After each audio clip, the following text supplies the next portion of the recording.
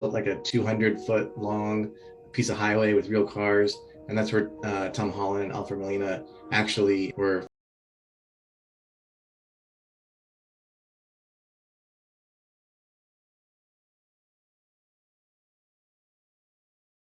That environment, and then from that build like square miles of New York. The way we did it was we started with reference photography. We lined up maybe 10 to 15, try and ground that in a lot of Tom's performance or stunt performances when they're actually doing those things, and we enhance them, but the base is usually either match move or motion capture of a real actor.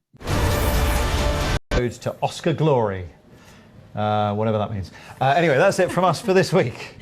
As ever, you can keep up with the team on social media. Find us on YouTube, Instagram, Facebook and Twitter at BBC Click. Thanks for watching. We'll see you soon. Bye-bye.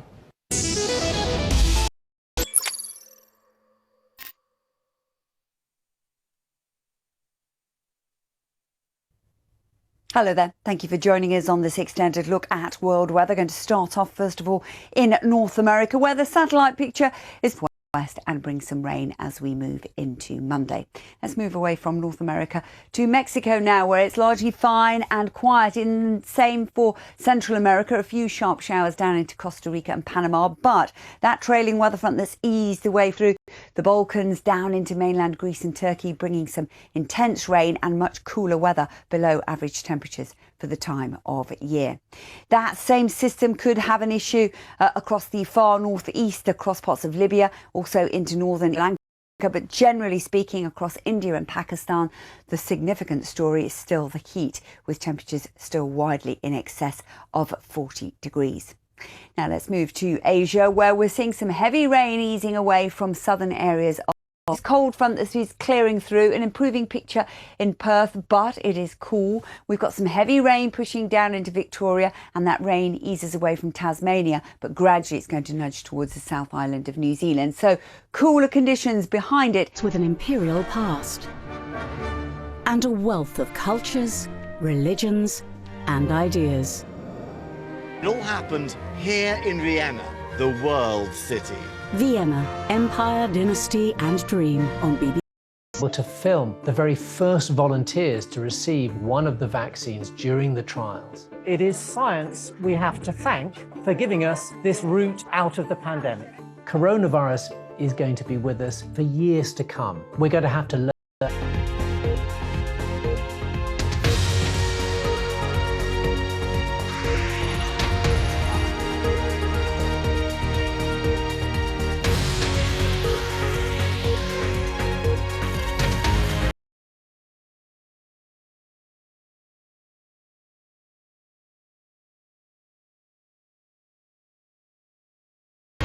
But there's no sign yet that they've laid down their arms. Elsewhere in Ukraine, 5 people are reported to have been killed, 13 injured in Russian shelling of the city of Kharkiv. Pope Francis has urged the call of peace to be heard in what he called an Easter of war. He was delivering a senior cleric in the Anglican Church, condemns UK government plans to send asylum seekers to Rwanda. Death toll is rising in South Africa following heavy flooding midweek, with a warning more rain is likely to be on the way. There's no sign yet that fighting has stopped in the besieged Ukrainian city of Mariupol. Russia had issued an ultimatum: the remaining Ukrainian forces must surrender or they would be killed. Ukraine's Deputy Prime Minister has demanded that Russian forces open humanitarian corridors from Mariupol today, Sunday. I've spoken to families who've managed to flee there, who described spending weeks underground, weeks hiding in basements. There was one family I spoke to and the mother told me they'd spent 5 weeks in the basement of a school which was being shelled by Ukraine struck. Now, of course, the city of Mariupol, again, is important today. There were suggestions that Russia would let Ukrainian forces surrender. Perhaps that was due to happen this morning. Let's see the latest. Ukrainians. I want to be heard right now. There has not been a single day since the blockade of Mariupol that we have not sought a solution. Military or diplomatic, anything to save people. Finding this solution is extremely difficult. That is one reason why the mayor, Vitaly Klitschko, is warning people not to come back to this city just yet. I appeal to everyone. please do not ignore the air alarms. And those Kyivites who left earlier and are already going to return to the capital. The oil factory did not take that Russian invitation to surrender. It would have been, I think, strange if they did. They have said throughout this conflict that they will push on to the very last. Vladimir Zelensky has described Mariupol as really the heart of this conflict now for Ukraine. It's essentially a land corridor between Russia and annexed Crimea, and that is why they are fighting so hard for Mariupol. That is why they are coming up with these new suggestions like surrender to try and really bring that city under their control. It would be important to export things like iron and steel and corn, much of which comes from Mariupol. So even though we had that ultimatum from Russia, it would be, I think, very surprising if Ukrainian forces did choose to surrender. But the suggestions are that they are now outnumbered by Russia. Saudi Arabia in order to focus on the crisis at home. Specialist rescue teams have spent the weekend searching for dozens of people who'd been reported missing and have still not been found. More than 13,000 homes have been damaged in the disaster, and the weather is reported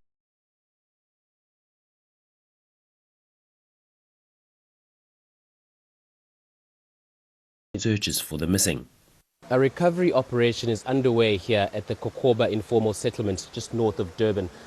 Members here of the rescue team are essentially looking for two people, a youngster aged 8 years old and someone who's also aged around 30 along the river. And it's just an indication of the severity and the violence of the water that was cascading along here. The search and rescue team can't get heavy machinery into the area. They painstakingly use their bare hands. So currently, to come to terms with what happened. We are in pain. We can't even sleep properly at night. Every time I close my eyes, I can just see the rain and water coming. I can't sleep and I can't eat. Seven people were found. 7 people were found there. And they were found alive though, right? Yes. Rescued alive. Search and rescue operations are continuing throughout the KwaZulu-Natal province as more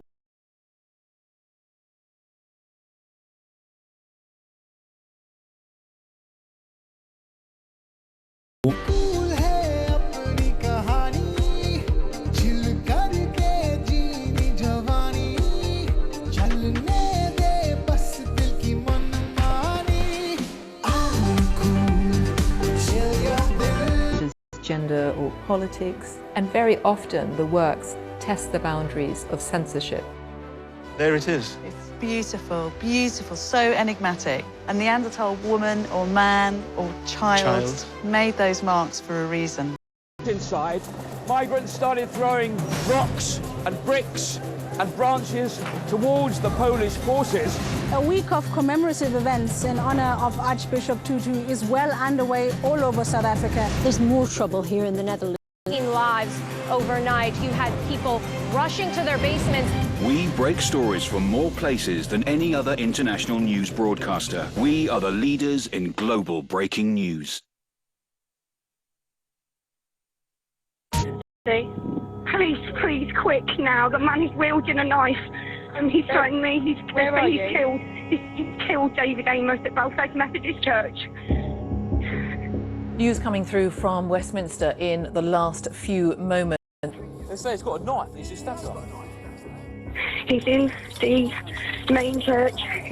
You need an armed response unit here. We have, yeah. He's coming. Mate, drop the knife. Drop the knife now! Mate, drop that knife!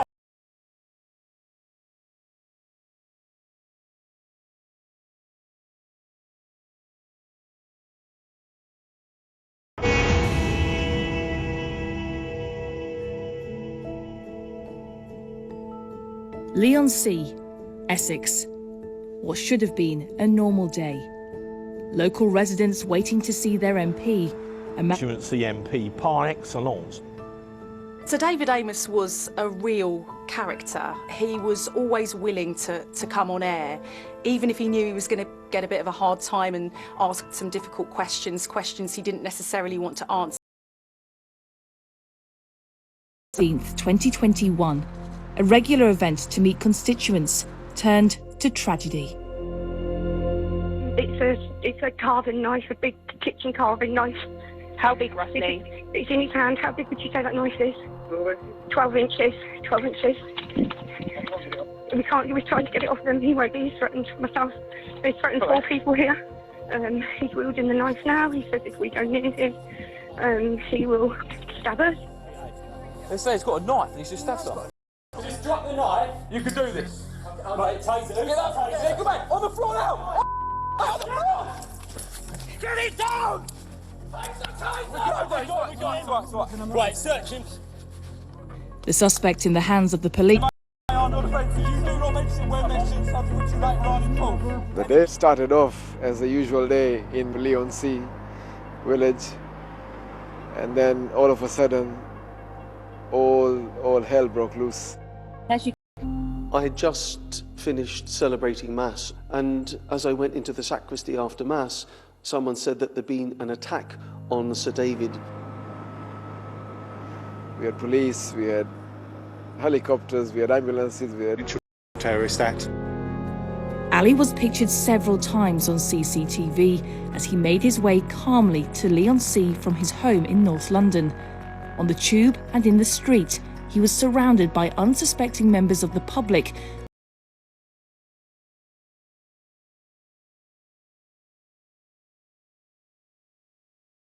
Actually done appointments and that sort of stuff.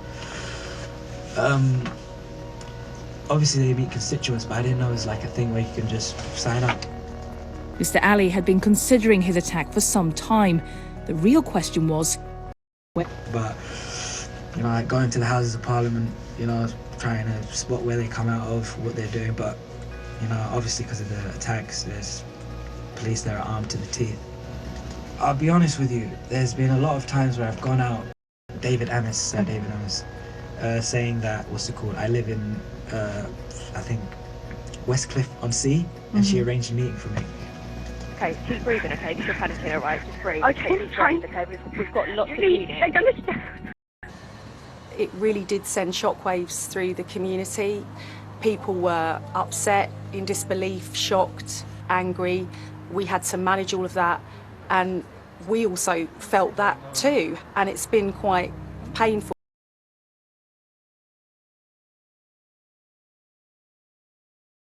Of people at Saturday evening Mass, but the Mass that evening was particularly full.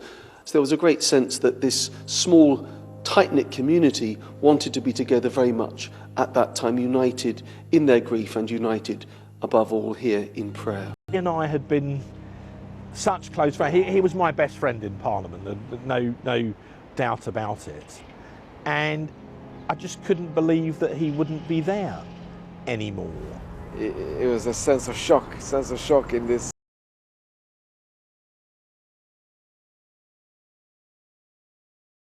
What we went through, and that another family is having to go through that again, it's horrific. A much loved MP who did loads for his constituents, well known by the ordinary person on the street and people working in various different public sector. Hundreds of people turned out to pay tribute to Sir David as a memorial service was held in Southend. People lined the streets in order to pay their respects. They did that because he had a very special... Ali Harbi Ali denied murder and preparing acts of terrorism and told the court he'd no longer use the word terror to describe what he'd done.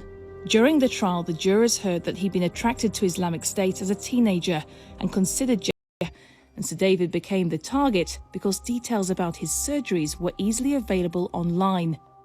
When asked in court if he thought he'd done anything wrong, Mr. Ali replied, "If I thought I did anything wrong, I wouldn't have done it." I'll start by reading their words. There is no elation in our family today following this sentencing. Mr. Ali will serve a whole life sentence for the murder. We will struggle through each day to think what happened next. It is beyond evil. And is that not yet another reason why Southend should be declared a city? 100. Sir David Amos was passionate about his area and served the people who lived there for 38 years. To serve as member for the 2nd constituency. For over a decade, he never missed an opportunity to call for Southend to be made a city, something that finally happened just months after his death. People did really regard him as a friend. He was always there to help whenever he could, try and make a difference. Sir David's death again sparked concerns about the accessibility of MPs. They will be scared by this.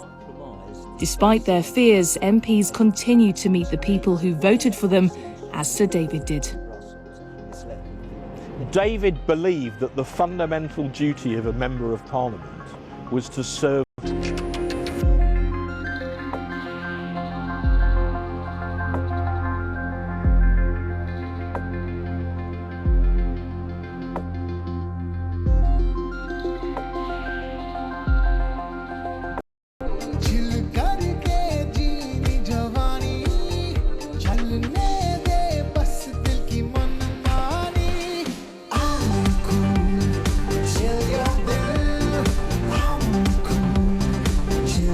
Party got 0, Mrs. We failed to win seats, but we got more votes than previous election. It's a risk you're taking. I take risks every day. The reason you haven't divorced is that you simply can't afford it. You're right about that. Hard Talk this week on BBC. It won't be long before we're all living in this virtual universe. AI is changing the world. That's Click on BBC World News. Welcome to BBC Podcasts. Us together with podcasts from BBC News World Service.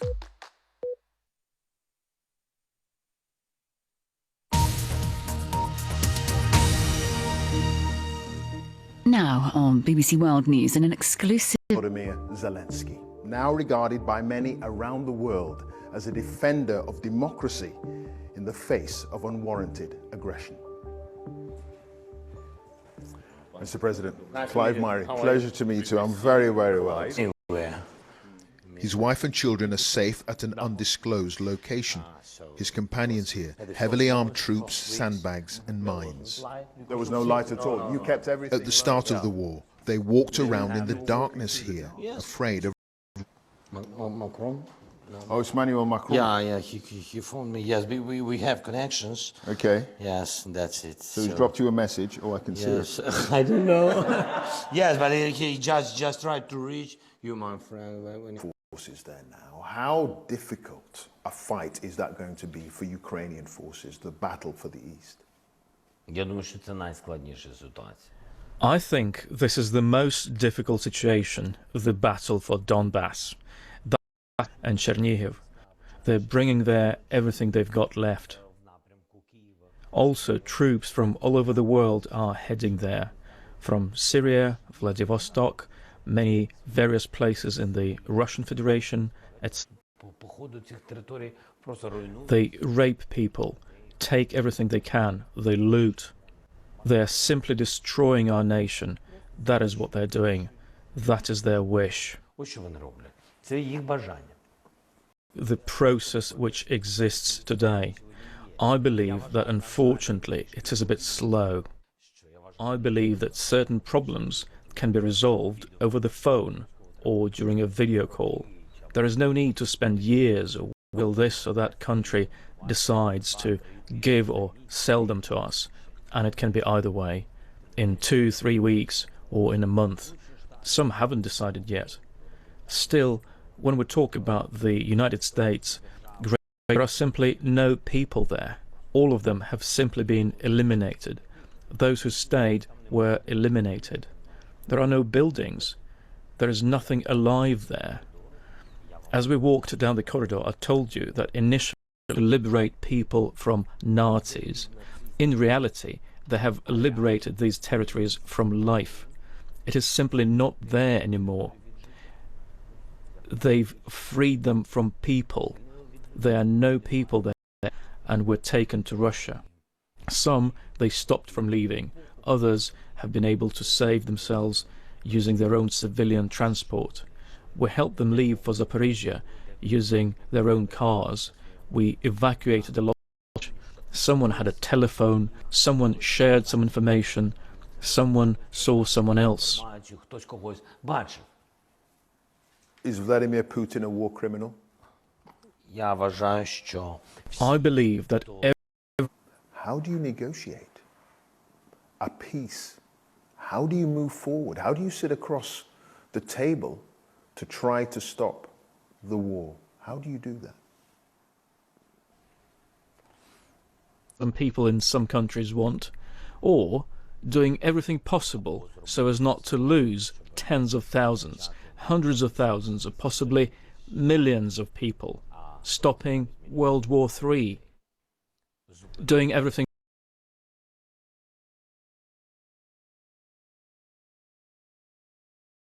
Dialogue is an option. That's how all wars end, or at least most of them. It has to be there. We must talk about specific things, pragmatic things, even though nobody wants to. This is no gift for me. This is no weekend for me. It's an opportunity. An opportunity. And I will use all opportunities available to me, which the situation will give me. будуть надані.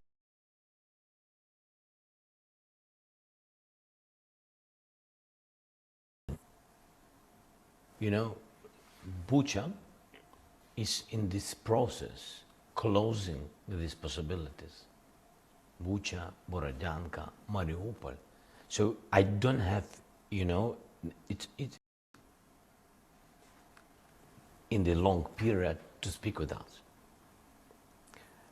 First 2 years of my presidential term, yes, first 2 years of my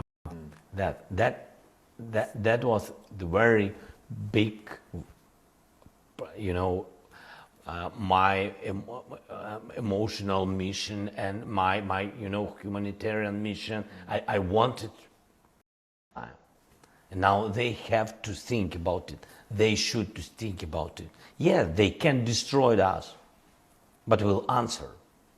They can kill us, and they will also die.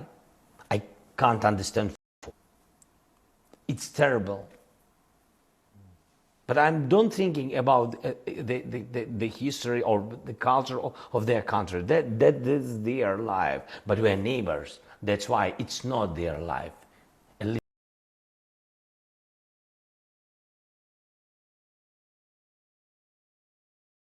Cruelty.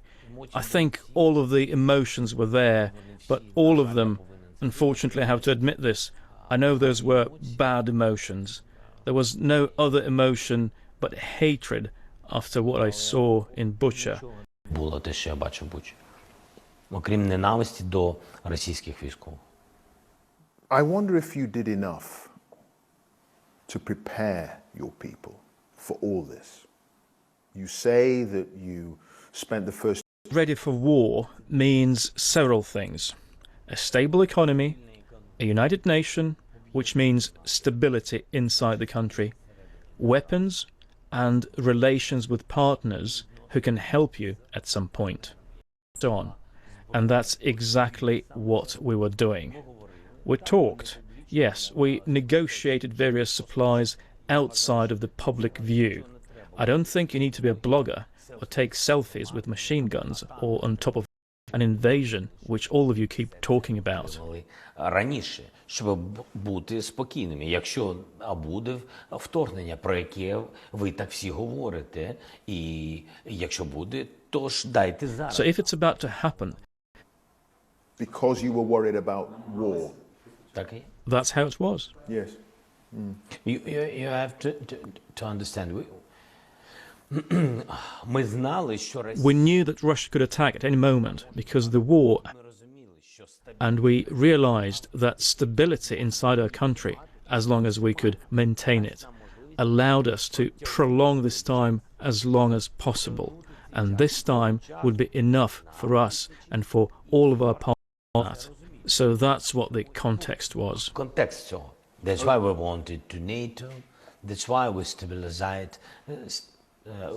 stabilized the situation in Ukraine. That's why we need very strong NATO, because a country at war cannot join NATO. Is that what you're saying? No. NATO is when we talk about an alliance, and I just said that you cannot leave one country. For the invasion, they hadn't called it a war. They kept saying it was a conflict in the east of our country. But when the issue arose of whether or not to accept Ukraine into NATO, everyone started saying, how can we accept it? Because we cannot threaten anyone. We can only threaten the enemy who came to our land, that we will respond very strongly. We inform our partners as much as we can about how sanctions are working and which sanctions are not working. Our pressure and our power, the United States and Great Britain should work here too, and that's what they've been doing. We have questions about European states. Some European states we have questions about. Some are our open friends and partners. Talk together with these countries on how it's possible for there to be different attitudes to this issue of the oil embargo within the European Union. We've had this before. We had such a conversation before the full-scale invasion started. We had such a conversation on your border. So please tell me frankly, if these Russian armed units are on your border, will you also come out before your people, the German people, and tell them it's all fine? It's business. I'm assuming you're getting intelligence from the United States and the West, military intelligence. Are you getting intelligence from the West in your war with Russia? Our intelligence services are working together. Why did you stay here? Why didn't you? This is one of the key indicators of what we have discussed. This was a huge operation. I'm sure it would have been one of the steps towards destabilization in our country. It would definitely have led to division, and there would be distance. That you win? Yes, of course. Mr. President, thank you. Thank you so much.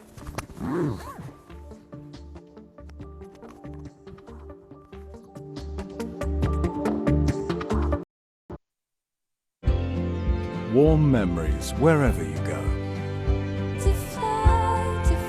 The weather, sponsored by Qatar Airways.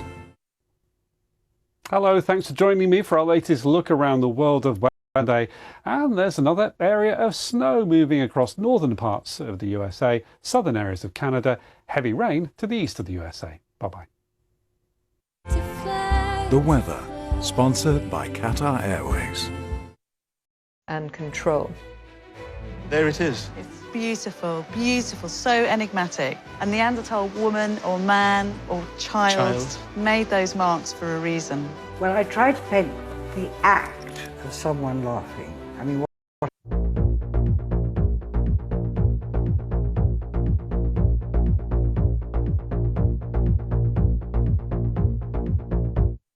I don't think either of us will live to see true equality because we have to deal with sustainable peace or stability in Afghanistan unless all the factions, all the ethnic groups are represented. When big names talk, they talk to the BBC.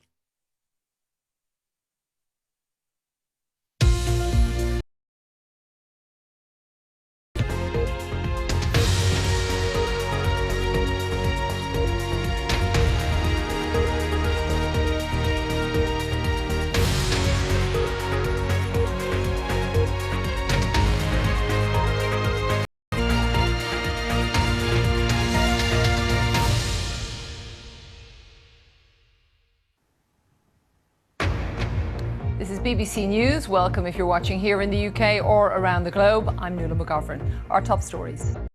The Archbishop of Canterbury, the most senior cleric in the Anglican Church, condemns the UK government's plans to send asylum seekers to Rwanda.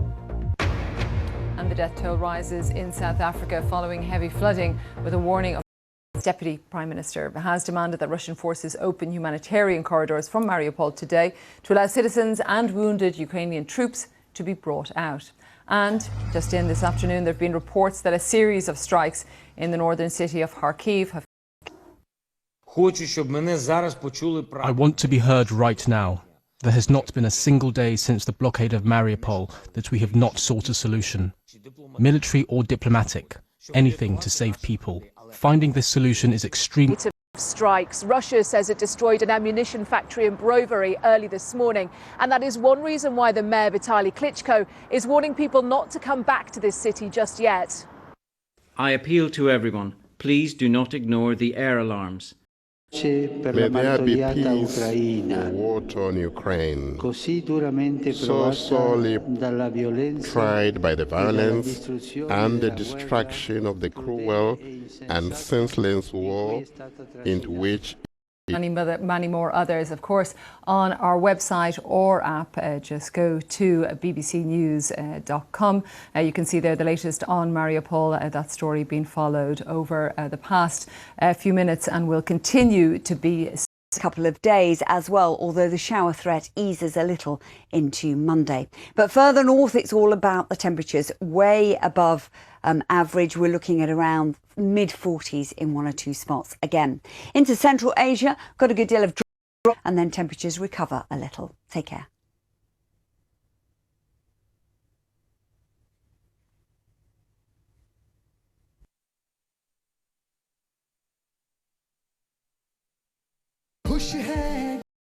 A country plagued by deadly road accidents. We investigate why. The steering system has badly worn components on it. It's gone. I wouldn't be able to drive this car and tell you which gear it is in. This car should be.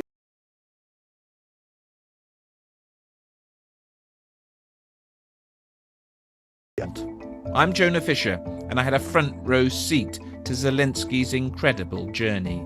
Zelensky, the making of a president, is on BBC World News. The Pacific Islands are on the front lines of the including the region's only current serving female Prime Minister. This is the 100 Women season on BBC World News. Our roads are not safe at all. Africa Eye goes undercover, investigating whether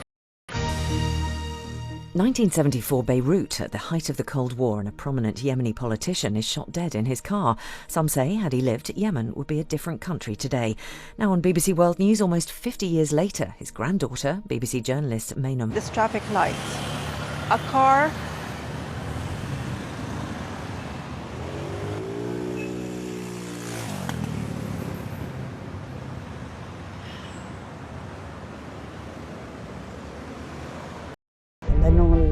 المسدس كان كاتم للصوت.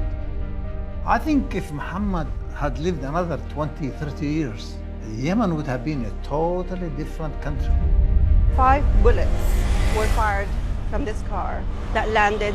If the man who pulled the trigger knew what he would be stealing from my family.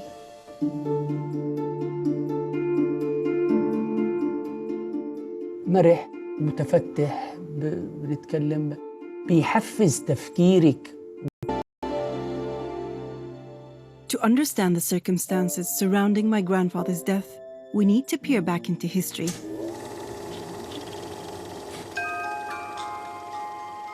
In the 1960s, Yemen was two countries and independence from Britain and became the only Marxist state in the Arab world. My family played a role in the events that took place in the north, none more so than the man who shaped my grandfather's politics, his own father. Cynthia met my great-grandfather a decade after his son's death. He was still greatly mourning his beloved firstborn, who I think he felt would be his political heir. And it's where my grandfather was assassinated. It's a stop I had to make to find out more about the man I knew very little about. I'm at the American University of Beirut.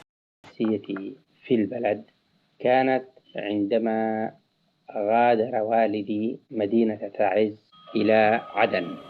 I'm actually quite surprised. He sounds younger than I had built him in my head. الذي كان وليا للعهد وأوصى بأن أتولى تقديم الخطاب. كان هناك عمه وقد قرر أنه من الأفضل ألا أتولى تقديم الخطاب خشية احتفاظ بي لديه كرهينة كما هو بالوالد. أنا مع أخي عبد الرحمن، وأذكر أننا اتفقنا في الطريق أن نفتعل حوارا يبعد كثيرا عن أسرتنا حتى لا يسمع أحد ويعرف من نحن ويلقي القبض علينا. Yemeni outside Yemen.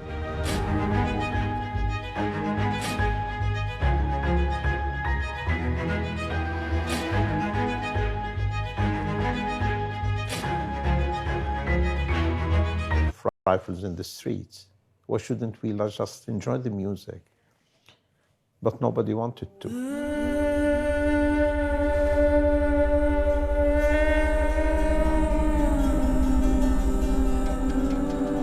Gave way to the rise of Arab nationalism.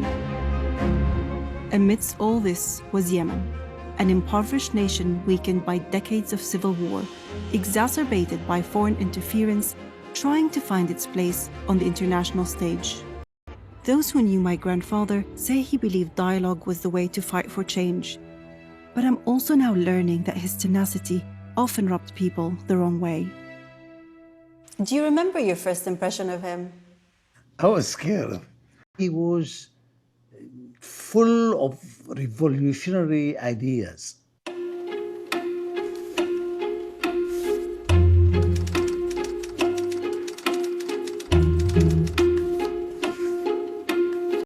Is going to be the center.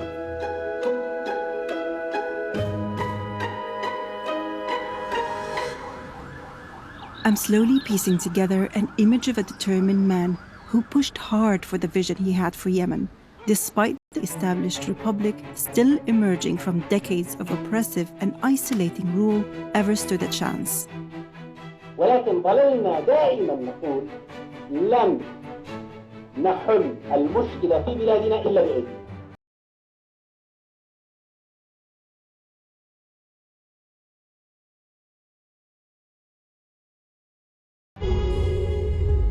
In ancient times, Yemen was known as Arabia Felix or Happy Yemen for the wealth it gained from its fertile land and the famous frankincense trail. But much has changed. Do you think he disagreed in general with Yemeni culture? He accepted it as a sick child. What to do with your sick child? You try to cure him. He suffered. So he was so concentrated and fully involved in what he's doing since his childhood. And this gives the maturity of the personality when he... June 11th, 1974, Mohammed Nauman leaves Yemen on an official trip to Iraq, carrying with him important documents. But first, he makes a stop in Lebanon to see his family. Unlock the key moments of his final week.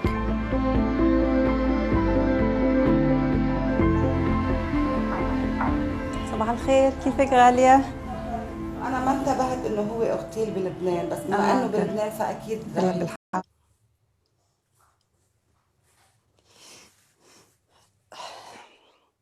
I'm sort of hoping that there's a different ending to this. He doesn't want his face to appear on camera as he's still scarred by the interrogation that followed. شو شفت؟ قلت له والله 1 2 3 4 هذا اللي حصل معي. كتب شوية اجت البنت اللي أنا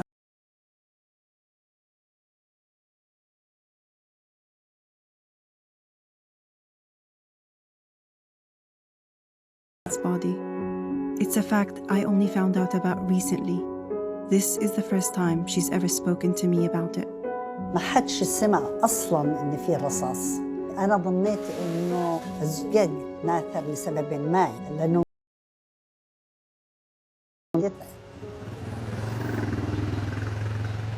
شوي بتشفط سيارة وبسمع طق طق طق بتعطوا مثل الطيقات بالضبط، فزيت بدي لمه بلاقي حرمة نازلة عم تقول قتلونا قتلونا.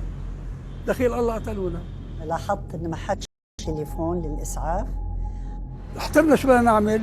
الحرمة على الإسعاف تفضل يا أختي، أخذت التليفون أنا اتصلت أول شيء تفضلي احكي. التليفون ما ردش فرجعت لقيت السيارة اختفت. بيمرق person that was covered with blood all over his body and we were trying to save his life. Finally, we realized it's too late. I didn't even realize who was the person. As soon as جدي بيتعشى وبيسمع الأخبار. بعد قالوا انتهت الأخبار كان خبر عاجل. تم اغتيال وزير خارجية اليمن السابق السيد محمد نعمان. بتصرخ مات مات مات، بس طبعا جلست مشلولة حوالي 15 يوم. ما يقارب 3-4 ساعات ولم أحد يجرؤ أن يعلمني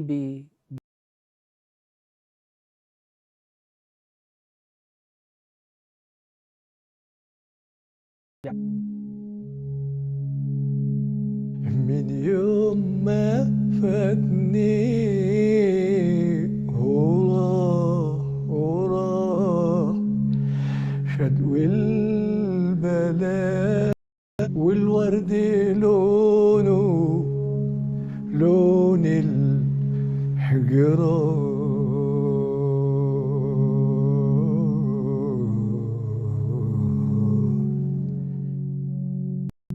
He will not be broken. He was strong, but I know he suffered until his last days. Yemen would have been a totally different country. The whole question of political assassinations in the Middle East and the waste that they cause, both kind of at a familial level but also at the national level, is really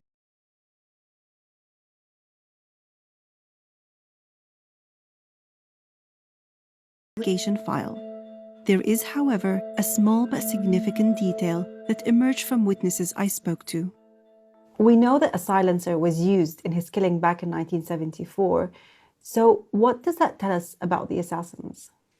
Average mercenaries, that they were highly trained, and silencers, even amongst militias, are hard to find or come by. This says that there might be a state behind this operation, or at least a state sponsored by a well-trained militia. Who then gave the order? During this investigation, I've uncovered many theories, but it always came back to 3 leading political figures. Ibrahim Lutfi has been asking who killed Mohammed Nu'man since he was 8 years old. محمد أحمد نعمان كان مقتنعا بأن الجيش للدولة وليست الدولة للجيش. Period, who agreed to speak to me on the record about my grandfather's assassination. After Al-Hamdi's coup, he was one of the last people to meet with my grandfather. تذكر ماذا قال لك محمد؟ خليا بأفكاره وعلاقاته الخارجية ويغير من أفكار الرجال والانقلاب في 13 يونيو.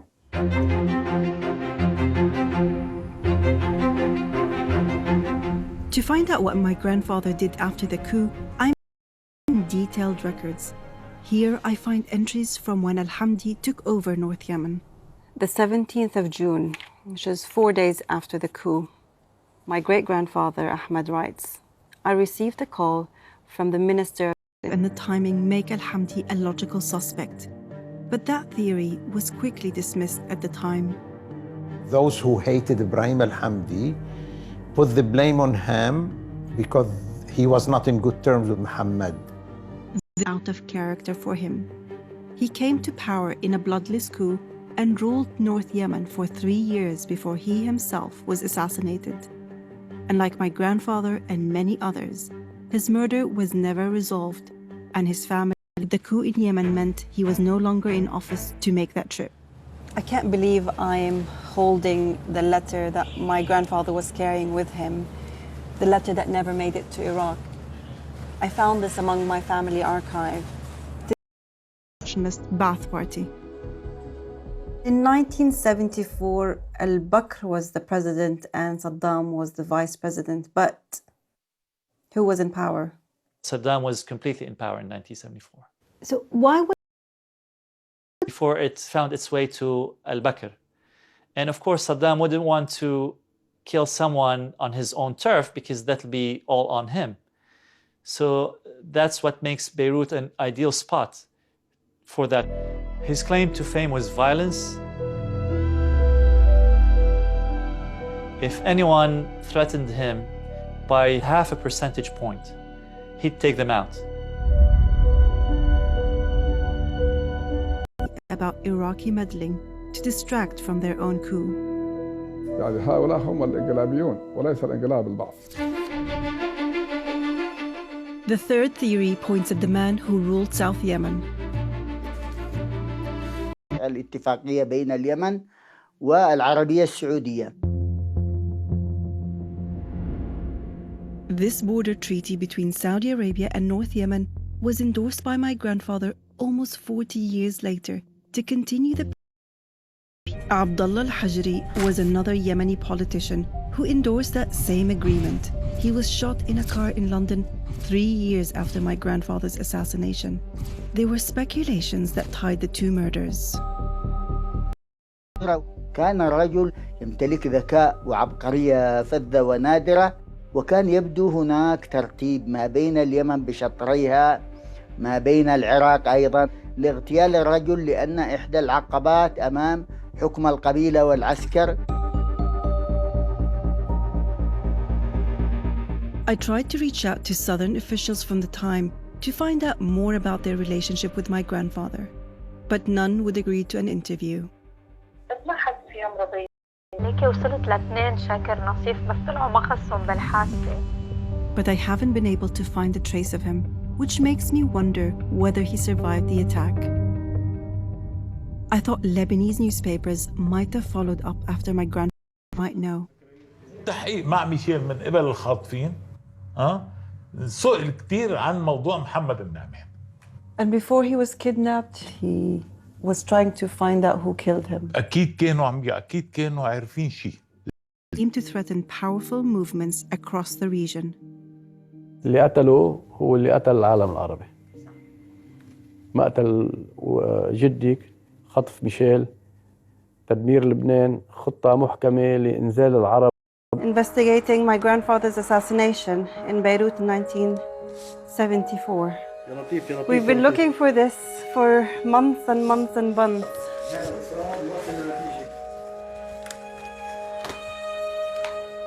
Spent hours sifting through old handwritten documents. There were many details that didn't add up to much, and an investigation that seemed to wrap up with no conclusion. But I did find one statement that I've been looking for. Now trying to find the building. It's a bit difficult with general darkness in the city.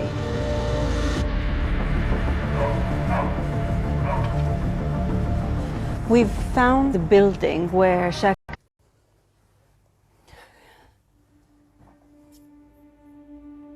This is it. The interview I came to Lebanon for, only to find the person I've been searching for all the way in Canada. I'm hoping he will be able to fill the gaps. درج الطيارة ونزل، سلمنا عليه وأخذته وطلعت أنا وياه. رحت وصلته على البيت، قلنا له إنه في عزيمة، قال إيه بنروح. طلعت الطيارة، قربت، وقفت الشباك على الشباك. الله يرحمه جدك قال لي نار نار نار. نزلت راسي تحت الدركسيون السيارة، لقيت راسي بإيدي. قل له لابن عمي دخلك كيف صار الأستاذ محمد؟ قال لي ليش أنت ما عرفت؟ توفي لحظة إطلاق الرصاص. It tells me that his family didn't want him reliving this story. وكيف جرى التحقيق في عملية الاغتيال بعدها؟ عملية الاغتيال ما صار فيها تحقيق. لا ما صار. كيف ما حققوا فيها؟ هيك سؤال جواب انتهت الموضوع بهالشكل. بهذيك الأيام ما إنه نلتقي يمكن في شغلات بذكر لك إياها بتشوفي إنه الأمور كتير متشابكة مع بعضها. Half-truths, and these gaps in our narrative can be dangerous if we fill them with assumptions instead of facts. So where does this leave families like mine? In an uncomfortable place somewhere us to know who killed him. وأكبر ثأر لمقتله هو أن تجدي لأفكاره صدى كبيراً في نفوس الناس وفي عقولهم.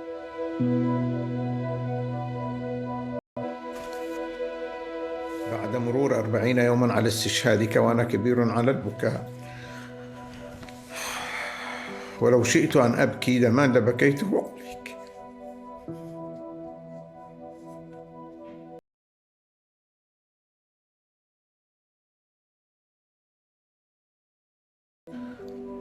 لتدفن في اليمن في وطنك الحبيب،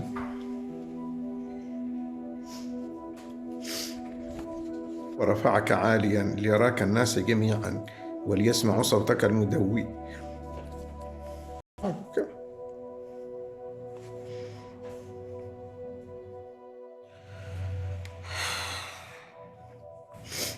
وحملك على أكتافه وشيعك إلى مثواك الأخير تشييعا يتكافئ. حاسة إني بقلب عليكم من جوايا.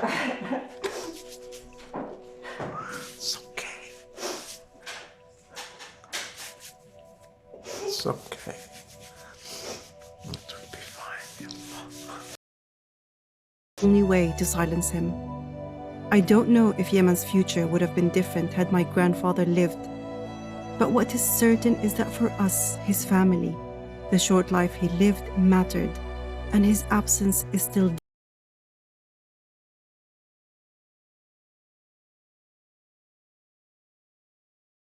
deep. Amul butter. One person can cause an effect. One person in HR can challenge outdated hiring practices.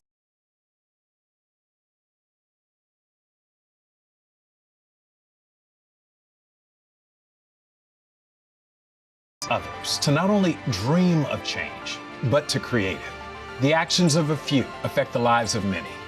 Join SHRM's global HR community to make monumental impact and cause the effect you wish to see in the workplace today. Just being on the podium and hearing your national anthem played, that's what you compete for. What if you could copy the desert's most famous animal to design a more environmentally friendly building? Is Kim Jong-un trying to train a young generation? Across the world gives our viewers another perspective. I love the pressure of being live, reflecting on the world in real time. I feel like we're doing a job that matters.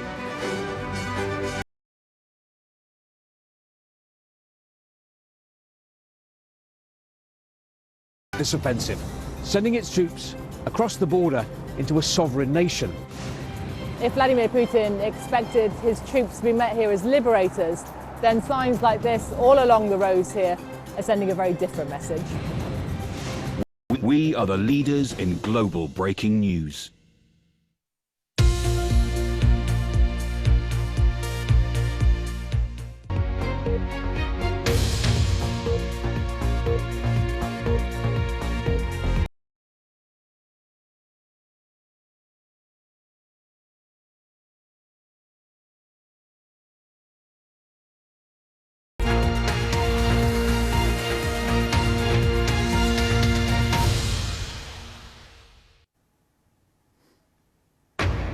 This is BBC News. Welcome if you're watching here in the UK or around the globe. I'm Nuala McGovern. Our top stories. 5 people are reported to have been killed in Russian shelling of the city of Kharkiv. Pope Francis urges the call of peace to be heard in what he calls an Easter of war. Sia pace per la martoriata Ucraina. May there be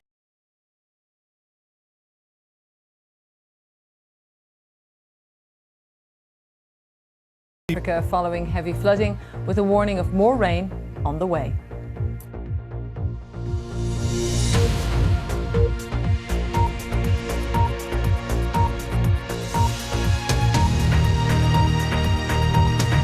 besieged Ukrainian city of Mariupol. That is despite Russia's ultimatum that remaining Ukrainian forces there surrender or be killed.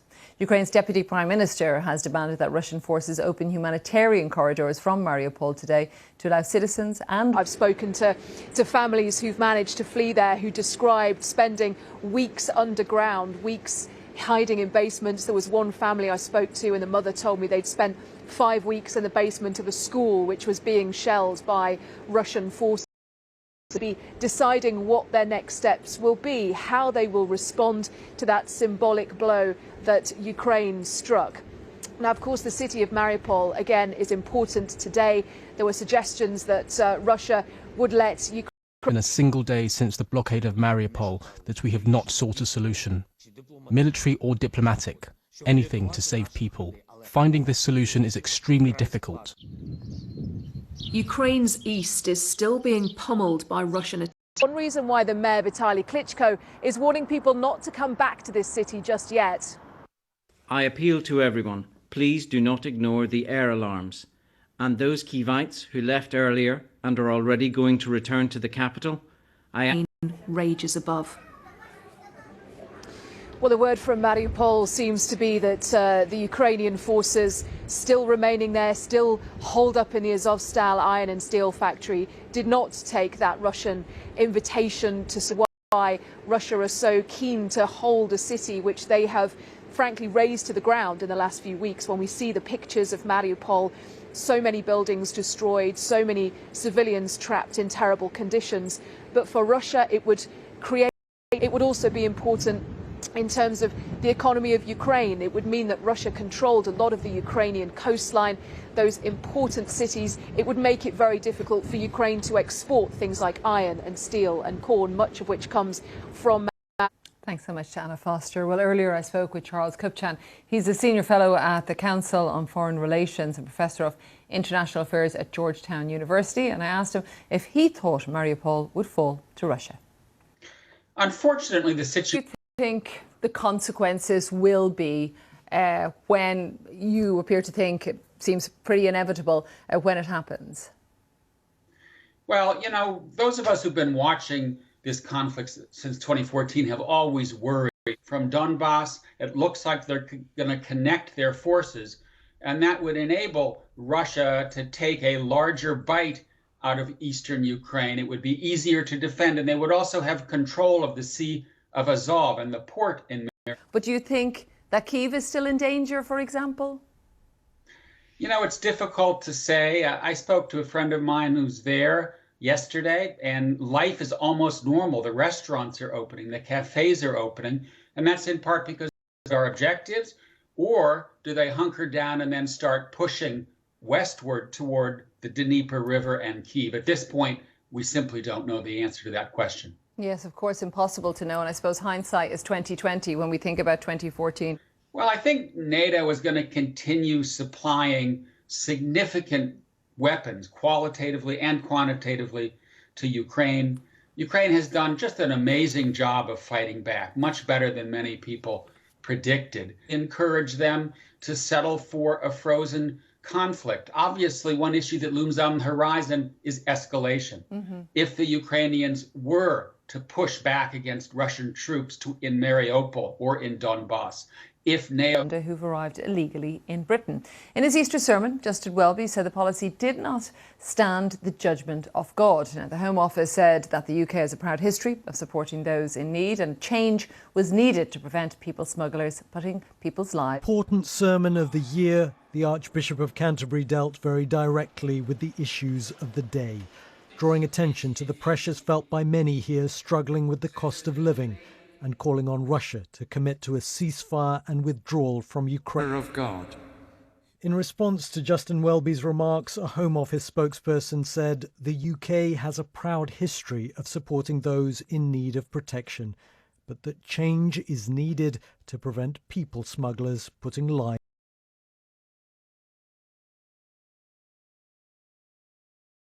to people in need. The most celebratory scenes of the day were in a St. Peter's Square packed for the first public Easter Mass there since the pandemic began.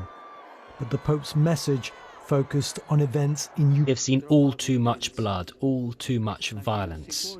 Our hearts, too, have been filled with fear and anguish, as so many of our brothers and sisters have had to lock themselves away in order to be safe from bombing. At the Migration Policy Institute. Joining me today from Mexico, you're so welcome. Thanks for joining us, Camille. What do you make of this policy? Well, first, maybe what we've seen is that several organizations have already said that they're going to try, for instance, select refugees, Syrians, for instance, and help them come to the UK. And here the UK has been a champion, in this area. That's a fact.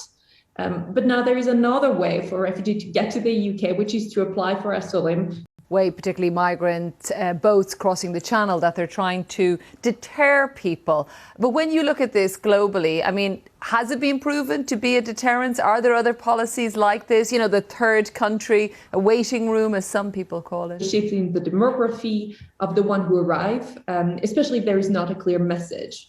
And here, for instance, is the UK planning to send Ukrainian who arrive via sea? Are they going to send back? Are they going to send to one unaccompanied? That many people who were sent there did not stay, and a sizable number actually tried to migrate north again. Yes, and my understanding with it is it will be single men or women that will primarily go to Rwanda. So it'd be a different policy if it were families for exit. I mean, I would imagine that could go on for months or not years.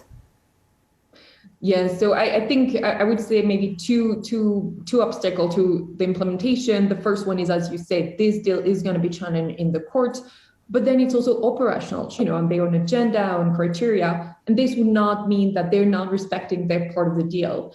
So in that sense, we're saying, both the legal but also operational challenging with the actual implementation of that deal.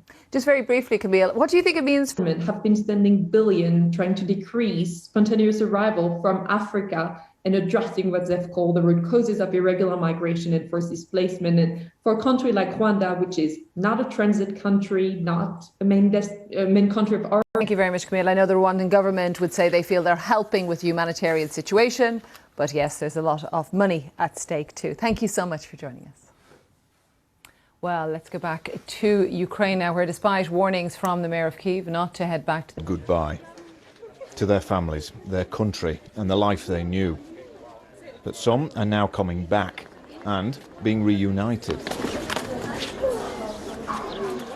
My little boys, Vladimir says, after 7, but it's a return not without trepidation. I'm really afraid. When I told the kids that we are going to visit father, they was also shocked. But we promised them that we will not go to other regions.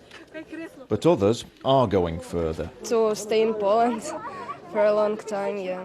Не тяжким рішенням, але It was a complicated decision, but definitely 100% we want to go home. І все буде Україна. In Lviv, others are on the move, heading east, buying tickets against the tide. Tatiana's ready to go home, close to Dnipro, after more than a month here. Сумуємо за своєю домівкою. We miss our home very much and we need to do some work on the garden. Боїмося. This morning we woke value to have family and to see each other today. Sure, I love them. Dan Johnson, BBC News, on Ukraine's border with Poland. Let's turn to South Africa. The death toll in the flooding in the South African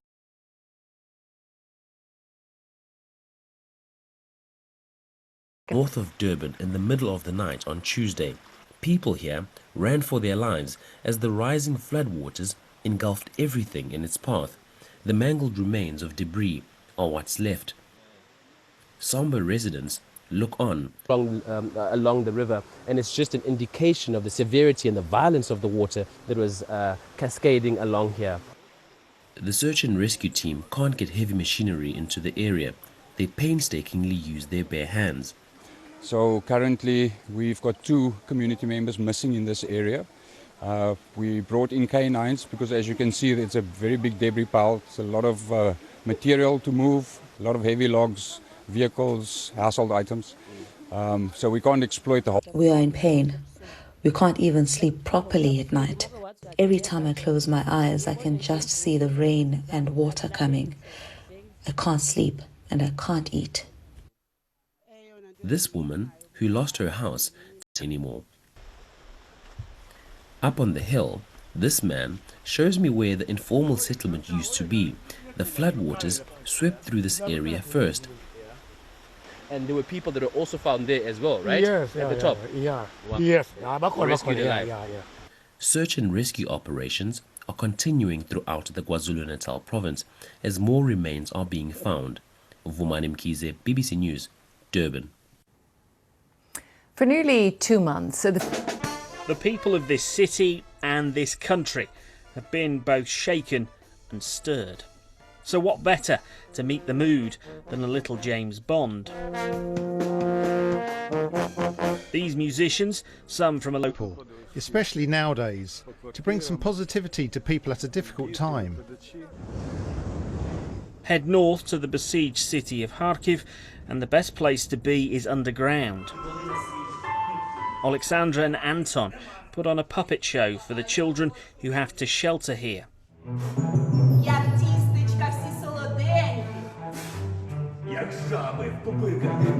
A distraction for a moment or two at least from the bombardment this city is having to. Tim Allman, BBC News.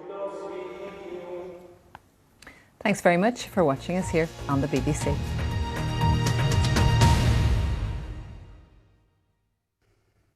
Hello there. The weather story just recently, time of year. Obviously, this is now when we start to see the heat building. Satellite picture is picking up some shower cloud. You can see it quite clearly across Sri Lanka and also into southern India. That's going to be the story over the next couple of days as well, although the shower threat eases. High weather into Kazakhstan as we push down into Uzbekistan. South of that, there's a few sharp showers. Now, they're all going to drift their way steadily east, and that will bring those temperatures down a degree or so for the next few days, but then they will bounce back up once that rain eases away. Some showers across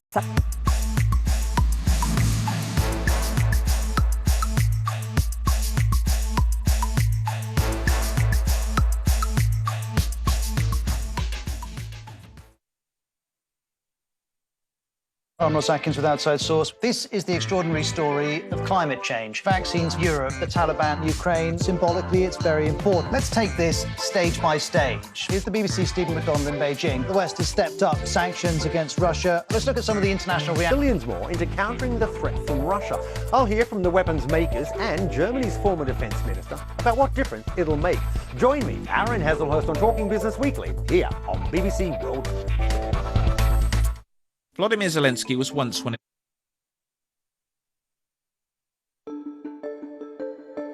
I've reported on health and medicine for the BBC for around 30 years, and that's taken me around the world looking at global disease threats and innovation clearly and succinctly for the audience. It is hard to overstate just how important this vaccine could be. It was always clear that vaccines would be our route out of the pandemic, so it was a privilege.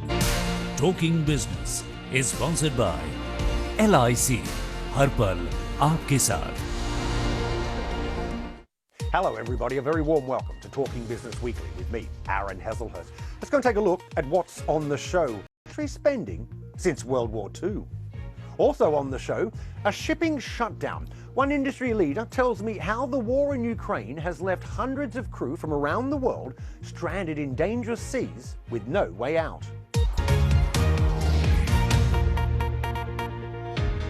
Wherever you're joining me from around the world, once again, a big hello and a very warm welcome to the show. You know, the devastating war in Ukraine has brought about a fundamental rethink in the world of defence. Next up are India, Russia and the UK. However, the strength of Russia's commitment to its military is evident in that it accounts for 4.3% of the size of its economy, a higher number than the rest of the top 5. China is also looking at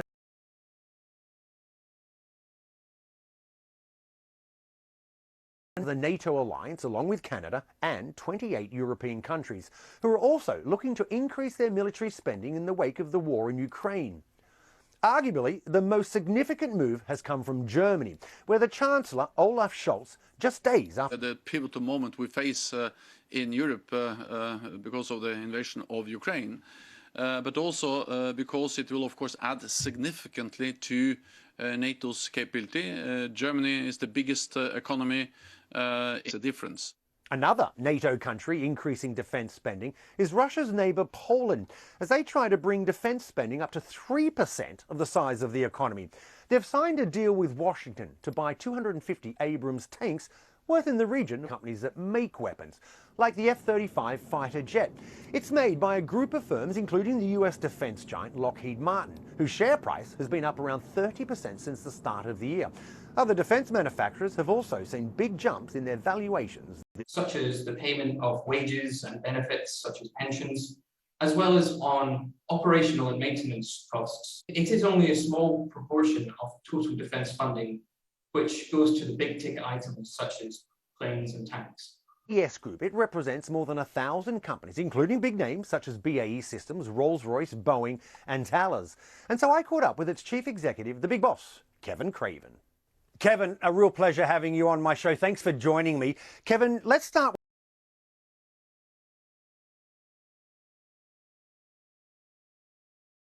with the tragedy that we're seeing in Ukraine. Yeah, look, it's a mixed reaction, obviously. So, of course, as with everyone else, the defence industry is concerned about the crisis in Ukraine. On the other hand, it is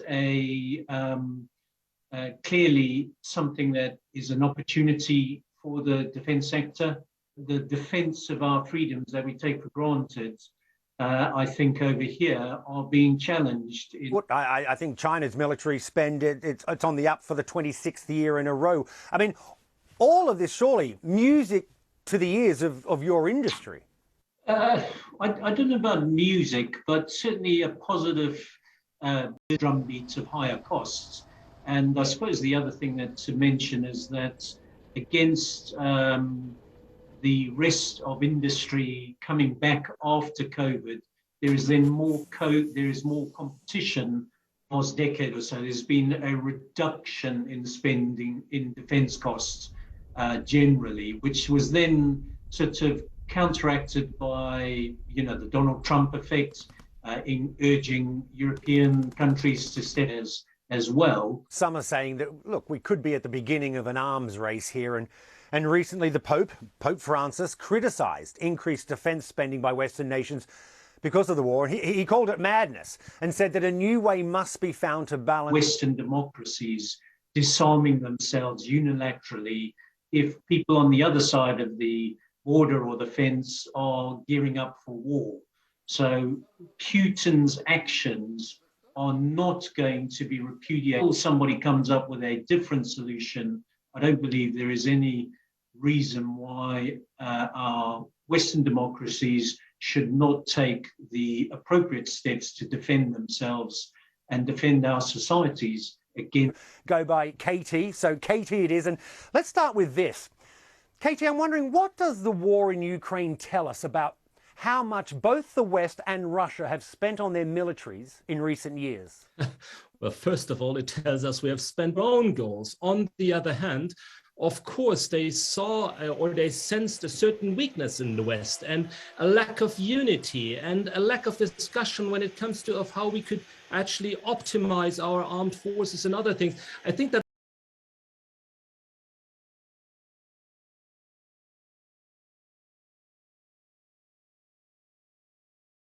and it is a lot. And I honestly would have loved to have had that announcement when I was in office, and it was far from happening. With your experience of the German military, where do you see, or where do you think the money should be spent? I mean, will it be about buying more bombs? Alive instead of properly modernizing. I'm also wondering, is it difficult to reconcile the fact that your country is increasing your defense spend, and for Germany, as we've said, in an unprecedented manner, but at the same time, in our newly found unity within the European Union and NATO, we have seen a lot of structures in NATO and in the European Union that have even been called brain dead by the current French president and have been criticized by many others. Still recovering from the pandemic.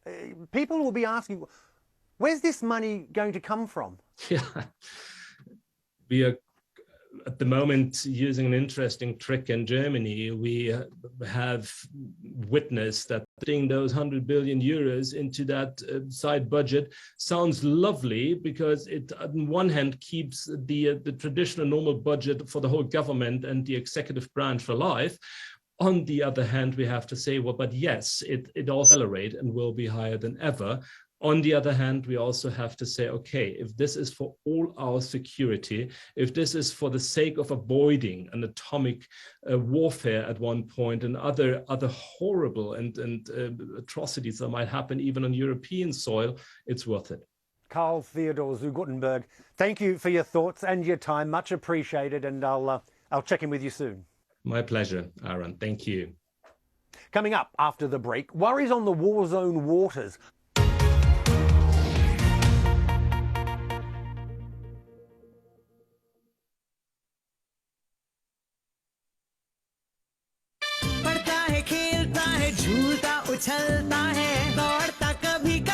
And so I will continue doing what I do. Most people are not going to judge 2022 by what Trump said.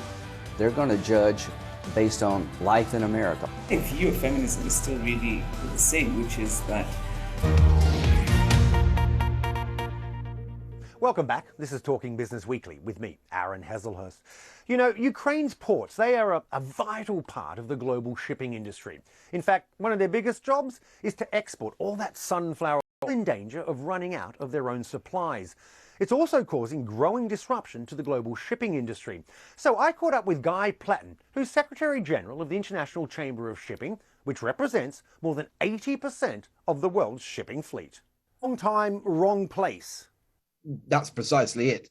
They were, shifting cargo, coming into port either to upload cargo or to discharge cargo, and then everything started, and they were then trapped. And the advice was, came in or were in port at that point, were trapped at that very point in time. And that's 6 weeks now, and it must be increasingly worrying for the crews on board the ships. And Guy, just describe, paint us a picture of that, what you know of, some of the incidents that have. That's really difficult to achieve that. Just what dangers do they actually face, the vessels and, of course, the crew on board? What do they face if they try to leave? I mean, I've been reading reports about a lot of these waters have been mined by the Russians. So I think it's two things. Firstly, peace breaks out. Presumably, the dangers are if these ships don't leave or can't leave, that surely they're simply going to be running out of supplies, food, water, and fuel.